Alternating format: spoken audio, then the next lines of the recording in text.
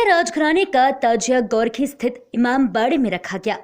आज शाम 5 बजे परंपरागत तरीके से शहर काजी अब्दुल अजीज कादरी द्वारा सहराबंदी कर सिंधिया राजवंश का ताजिया गोरखी स्थित इमाम बाड़े में रखा गया। इस साल कोरोना महामारी को देखते हुए शासन की गाइडलाइन अनुसार 1 फीट का ताजिया रखा गया है।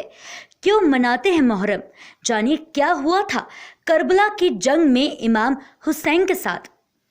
इस्लाम धर्म के नए साल की शुरुआत मुहर्रम महीने से होती है, यानी कि मुहर्रम का महीना इस्लामी साल का पहला महीना होता है। इसे हिजरी भी कहा जाता है। हिजरी सन की शुरुआत इसी महीने से होती है। यही नहीं, मुहर्रम इस्लाम के 4 पवित्र महीनों में से एक है। क्यों मनाया जाता है मुहर्रम?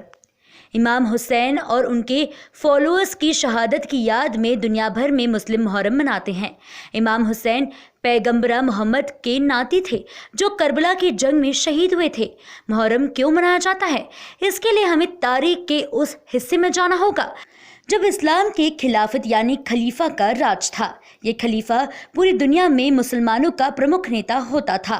पैगंबर साहब की वफात के बाद 4 खलीफा ने चुने गए थे। लोग आपस में तय करके इसका चुनाव करते थे। जब आया घोर अत्याचार का दौर, इसके लगभग 50 साल बाद इस्लामी दुनिया में घोर अत्याचार का दौर आया। मक्का से दूर सीरिया के गवर्नर यजीद ने खुद को खलीफा घोषित कर दिया।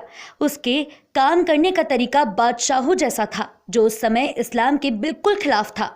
तब इमाम हुसैन ने यजीद को खलीफा मानने से इनकार कर दिया।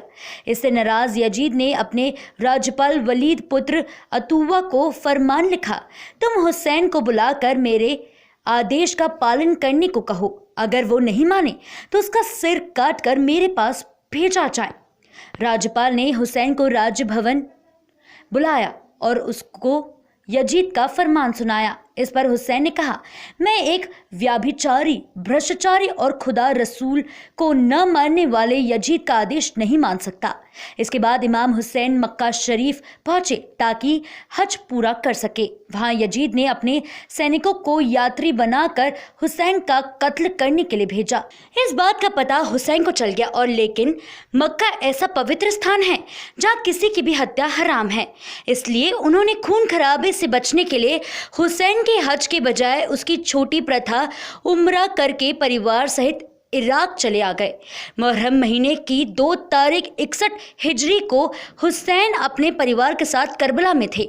9 तारीख तक यजीद की सेना को सही रास्ते पर लाने के लिए समझाइश देते रहे, लेकिन वो नहीं माने। इसके बाद हुसैन ने कहा, तुम मुझे एक रात की मोहलत दो ताकि मैं अल्लाह की इबादत कर सकूं। इस रात को आशुर की रात कहा जाता है। गले दिन जंग में हुसैन के 72 फॉलोअर्स मारे गए। तब सिर्फ हुसैन अकेले रह गए थे, लेकिन तभी अचानक खेमे में शोर सुना। उनका 6 महीने का बेटा अली असगर प्यास से बेहाल था। हुसैन उसे हाथों में उठाकर मैदान एक करबला में ले गए। उन्होंने यजीद की फौज से बेटे को पानी पिलाने के लिए कहा, लेकिन फौज नहीं मानी और बेटे ने हुसैन की हाथों में तड़प तड़प कर दम तोड़ दिया। इसके बाद भूखे प्यासे हजरत इमाम हुसैन का भी कत्ल कर दिया। हुसैन ने इस्लाम और मानवता के लिए अपनी जान कुर्बान की थी। इससे आशुर यानी मातम का दिन कहा जाता है। इराक की राजधानी बगदाद की दक्षिण पश्चिम के करबला में इमाम हुसैन और इमाम अब्बास के तीर्थ स्थल हैं। ग्वालियर से योगेश बिसारे की रिपोर्ट। अमन चैन का वातावरण हमारे प्रदेश में एक सांप्रदायिक सद्भाव का माहौल रहे और जो महामारी का हम लोग सामना कर रहे हैं, ज़रा सावधानी हम लोग बरतें और उस सावधानी के साथ देश और मुल्क एकता और अखंडता का संदेश देके इस महामारी से निपटारा पाके भारत का मार्ग विकास का प्रशस्त हम लोग करवाएं। सर, आपका नाम क्या है? अब्दुल अजीज़ कादरी, शहर काजी ग्वालियर। शाह अस्त हुसैन, बादशाह अस्त हुसैन, दी अस्त हुसैन, दी पनाह अस्त हुसैन, सरदाद नदाद, दस्त दर दस्त यजीद, हक्का के बिनाए ला इलाहा अस्त हुसैन। करबला के शहीद हज़रत इमाम हुसैन की याद में ये ताज़ियेदारी की जाती है। जैसा कि हम सभी जानते हैं कि सिंधिया राज परिवार की जानिब से भी ताज़ियेदारी की जा रही है और ये स्टेट टाइम से ताज़ियेदारी उनकी जानिब से हो रही है। ये ताज़ियेदारी करने का मकसद उनका सिर्फ यही है कि शहर में सांप्रदायिक कौमी एकता का माहौल बना रहे। इसके लिए सिंधिया राज परिवार की जानिब से ये ताज़ियेदारी की जाती है। सवाल था जी। मंसूर बाबा, तो इसमें ऐसा हम लोगों ने पढ़ा है जी कि मंसूर बाबा की सिंधिया परिवार में कोई विशेष कृपा थी। जी हाँ, मंसूर सिंधिया बाबा कौन थे? थोड़ा जीवन परिचय बताएं। देखिए, इतना पास्ट में मुझे नहीं जानकारी है, मगर इतना मैं जानता हूँ कि मंसूर शाह बाबा ने सिंधिया राजवंश को ये दुआ दी कि आप जहाँ रहेंगे खुशहाल रहेंगे, आबाद रहेंगे। उन्हीं की दुआ है, इमाम हुसैन की दुआएं हैं सिंधिया राज परिवार के साथ, जो आज भी उनकी तरफ से राजशाही जारी जैसे है। सिंधिया जी भी आए थे, जो अब पीढ़ी भी उनकी आई है जी। अंदर पूजा करने की जी, जी। और उनकी अर्चना करने के लिए। तो ऐसा बाबा के दरगाह पर क्या उनकी दरगाह है, क्या चीज़ है वहाँ पर जिसकी वो सेवा? सिंधिया ज़्यादा तो मुझे जानकारी नहीं, मगर जितना मैं जानता हूँ कि सिंधिया राजवंश की जानिब से उनकी खिदमत को अंजाम दिया गया था। वो किसी परेशानी में थे मंसूर शाह बाबा, तो उनकी खिदमत को अंजाम दिया गया था। तो उनकी खिदमत जब उन्होंने अंजाम दी तो मंसूर शाह बाबा ने उनको दुआ दी थी। नहीं, अंदर क्या चीज़ है? दरगाह है, क्या चीज़ है? दरगाह में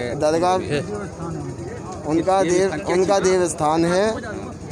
मंसूर शाह बाबा की चप्पलें हैं, रोटी है, कुछ वस्त्र वहाँ मौजूद है जिनकी पूजा कुछ ही दिन हर वर्ष उनके उर्स के मौके पे की जाती है, क्योंकि अभी उनका उर्स कुछ 10-15 दिन बाद ही है। सर, आपका नाम क्या है? बालखंडे है। सर, ये मुहर्रम का जो मनाए जाते हैं, इसके पीछे क्या लॉजिक है, क्या कारण है, क्यों मनाए जाते हैं? सिंधिया परिवार हिंदुस्तान में एक ऐसा परिवार है जिसे हम सांप्रदायिक सद्भावना की मिसाल कह सकते हाँ सर, बताएं। हैं। मुहर्रम त्यौहार आपने पूछा, तो ये मुस्लिम समाज का शहादत का सबसे बड़ा त्यौहार है और ये प्रेरणा देता है कि समाज और मुल्क के लिए जब भी शहादत की ज़रूरत होती है तो शहादत वही लोग देते हैं जो दुनिया से और देश से सच्चा प्यार करते हैं। इसी परंपरा को सिंधिया परिवार ने आज से 150 वर्ष पूर्व से ही ये परंपरा कैलाशवासी प्रथम माधवराव सिंधिया जी ने स्थापित की। और ग्वालियर एक ऐसा शहर है जिसकी एक मिसाल हिंदुस्तान में आपको देखने को नहीं मिलेगी कि हिंदू राजा होने के बाद भी वो हिंदू और मुस्लिम त्यौहार समान रूप से मनाते चले आ रहे हैं। ये ताज़ियेदारी एक मिसाल के तौर पर हमें देखने को मिलती है। सर, ये सिंधिया परिवार में ये कौन सी पीढ़ी है, ये आपके पास आएंगे? ये अभी जो सिंधिया जी आए हैं वो 9वीं पीढ़ी है और 10वीं पीढ़ी अभी चूँकि अवयस्क हैं, वैसे 10वीं पीढ़ी आज की तारीख में मौजूद है। Thank you sir.